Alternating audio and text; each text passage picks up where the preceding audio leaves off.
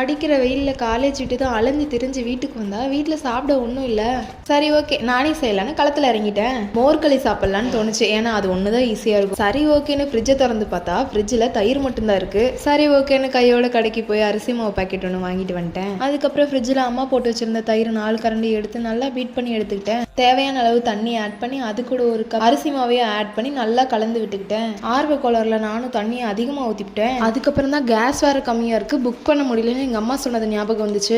சரி ஓகே எனக்கு கடைக்கு போன அம்மா திரும்ப வரதுக்குள்ளே செஞ்சு முடிச்சிடும்னு நினச்சி ஸ்டவ் ஆன் பண்ணி எடுத்து வச்சா கொதிக்குது கொதிச்சுக்கிட்டே இருக்குது. கடைசி வேற மோர் கல்யாண மாதிரியே தெரியல, எனக்கு வேற உள்ள பக்கு பக்குன்ட்டே இருக்கு. வெளியே எங்கள் அம்மா வர மாதிரியே சத்தம் கேட்குதுன்னு போய் பார்த்தா எங்கள் அம்மாவே வரல.